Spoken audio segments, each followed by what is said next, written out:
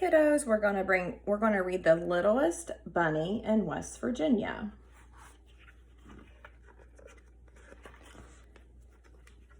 Not long ago, in a land you might know, lived a girl named May and a boy named Joe. They were moving to West Virginia and longed to explore, make new friends, have adventures, and many things more. On the day before Easter, they rode into town. They went to the pet store and looked all around. There in the front was a pen full of bunnies. The small ones were cute and the big ones were funny. They played with the bunnies and thought for a bit, and then they agreed on the most perfect fit. The littlest bunny with the sweetest small hop, he's ours, May announced. Let's call him Flop.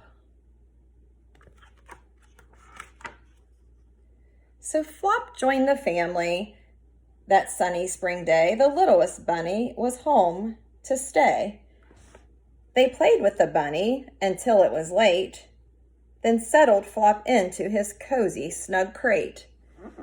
May gave Flop a kiss and Joe patted his head, and then the two children both climbed into bed. A soft evening breeze blew in through the window, and May and Joe smiled as they slept on their pillows.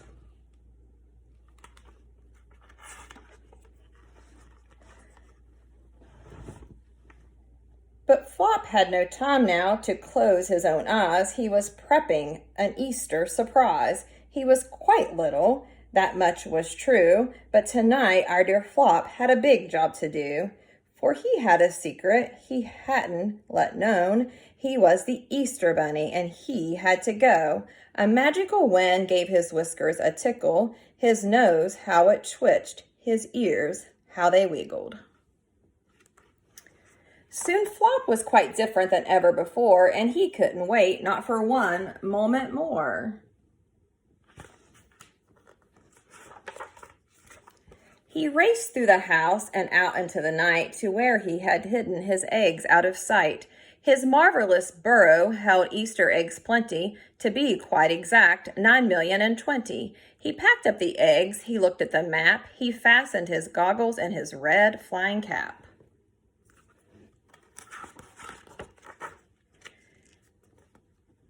Then Flop hopped right into his hot air balloon, and soon he was soaring as high as the moon. As he watched his first stop grow nearer and nearer, his mountain state mission became even clearer.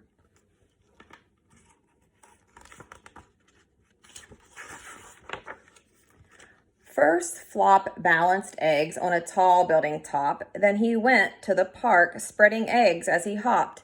And then he dashed off for an Easter home run, then quietly hid chocolate eggs one by one.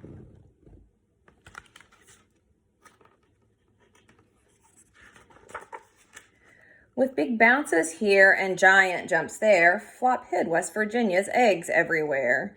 He flew to the east, to the south, west, and north. He crisscrossed the state. He raced back and forth.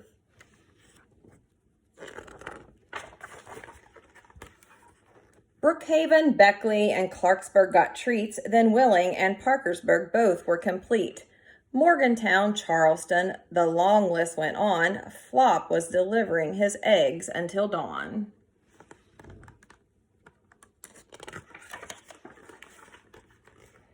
Finally, Flop found his very last stop. He came to your house with a bounce and a hop. There he delivered his Easter surprises, so many eggs of all shapes and sizes. And when he was done, he stopped for a rest.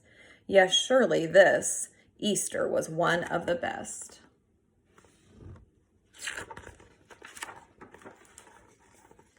The morning sun rose on that bright Easter day. It was time to wake up for Joe and for May, but when they went over to find their friend Flop, the door was wide open. His crate was unlocked. There were eggs to discover, as all children know, but we just want Flop. They looked under the beds, they looked all around, but the littlest bunny just could not be found.